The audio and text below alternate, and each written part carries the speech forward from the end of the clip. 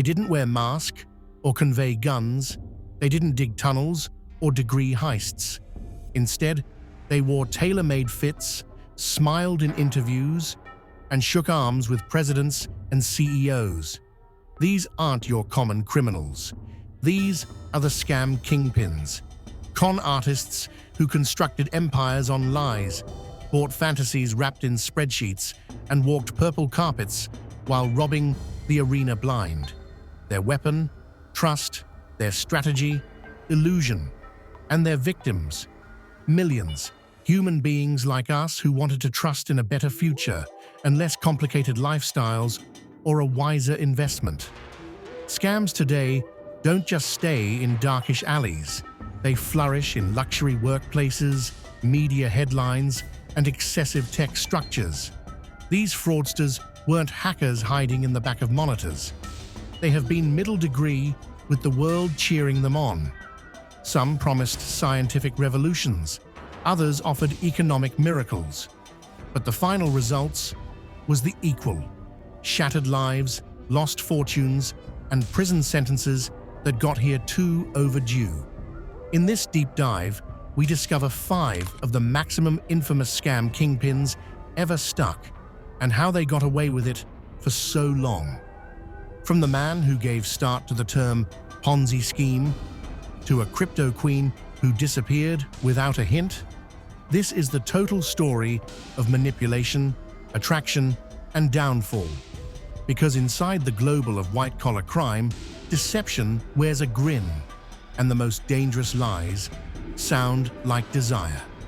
Charles Ponzi, the original fraud blueprint. In the roaring 20s, as the American dream dazzled everybody, one man tapped into the fable better than everybody else. Charles Ponzi. He didn't rob a bank. He didn't invent a product. What he bought was a simple concept that he ought to make you rich, rapid. Ponzi's pitch turned into genius in its simplicity. He claimed to take advantage of international postal respond coupons. Buy them cheap in a single United States of America. Sell them at an income in another, a primary arbitrage approach. It sounded technical, international, and present day. And most significantly, it sounded viable. But there have been no coupon trades, no income. What Ponzi honestly did changed into collect cash from new traders and use it to repay the old ones. It created the phantasm of fulfillment. Early buyers bragged about quick returns, which attracted extra human beings. The cycle fed itself. At its peak, Ponzi changed into raking in $250,000 a day, a fortune lower back then. He offered a mansion, threw lavish events, and made newspaper headlines as an economic wizard. But beneath the flash, his empire became already rotting. Investigative newshounds started out to poke holes in his story.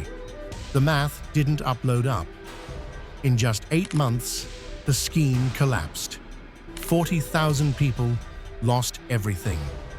Ponzi went to prison, and the time period Ponzi scheme have become all the time connected to fraud. His ripoff was quick-lived. However, its shadow nonetheless looms. Today's scammers may use apps, tokens, and AI, but they're taking walks a course Charles Ponzi paved with easy communicate and empty guarantees. Elizabeth Holmes, the cult of the turtleneck. She became young, extremely good, and referred to as the following Steve Jobs, not simply due to her black turtlenecks, however, due to her vision. Elizabeth Holmes, founder of Theranos, promised to exchange healthcare forever. With simply 1 drop of blood, she claimed, her device could carry out over 240 clinical checks instantly. No needles, no ache, just innovation. Investors covered up. Walgreens signed on. The media fell in love. At her top, Holmes's enterprise was valued at $9 billion, and she or he have become the world's youngest self-made lady billionaire. But at the back of the glass partitions and Silicon Valley hype was a chilling reality. it became all faux. The gadget, known as Edison, didn't paintings. It produced misguided outcomes, placing lives in risk. Employees who raised issues had been silenced or fired. Tests had been secretly accomplished the use of conventional machines. At the same time as sufferers were instructed, they had been getting modern results. Holmes managed the whole lot, from how she spoke, even reportedly faking a deeper voice, to how the lab was run. She surrounded herself with effective board contributors, former secretaries of country and army generals, none of whom had medical backgrounds. It took whistleblowers and an investigative journalist from the Wall Street Journal to find the fact. By then, masses of tens of millions of bucks had vanished. Patients had been misdiagnosed. Careers have been destroyed. In 2022, Holmes was sentenced to 11 years in prison. Her fall wasn't only a commercial enterprise failure. It changed into a warning approximately the dangers of charisma, unchecked ambition, and the way Silicon Valley can worship picture over substance. Bernie Madoff, Wall Street's ultimate betrayal. Bernie Madoff didn't seem like a criminal. He changed into polished, gentle-spoken, and especially respected, even chairman of NASDAQ at one point. He had decades of enjoy and ran his corporation from an outstanding New York office. Investors' concept, their cash was in secure hands. For over 2 decades, Madoff promised consistent 10 to 12% annual returns, rain or shine. That type of balance within the wild global of Wall Street felt like a godsend. People didn't query it. They begged to get in. Celebrities, universities, and even other monetary corporations invested billions. But it was all a lie. There have been no trades, no income, just a conventional Ponzi scheme. New traders' money turned into used to pay off older clients. As lengthy as extra people joined, the phantasm held. Then came the 2008 monetary disaster. Markets crashed, and panicked investors rushed to withdraw their budget. Madoff didn't have it. The illusion shattered. When he confessed to his sons, they were horrified and became him in. The fallout was ancient. $65 billion misplaced. Thousands of lives ruined. Charities wiped out. Retirements vanished. In courtroom, Madoff admitted it was all one large lie. He became sentenced to 150 years in jail and died in 2021. His legacy? A reminder that the maximum risky scammers don't function from dingy basements. They shake your hand, provide you wine, and appearance you instantly in the eye while stealing the whole thing. Ruja Ignatova, the missing crypto queen. She swept onto worldwide degrees like a movie star. Diamonds, dressmaker gowns, red lips, and a message. One coin will change the arena.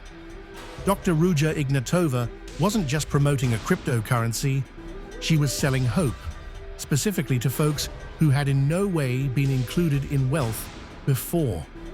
She told crowds in Eastern Europe, Africa, and Asia that one coin was the next Bitcoin, a chance to get rich before the world stuck on.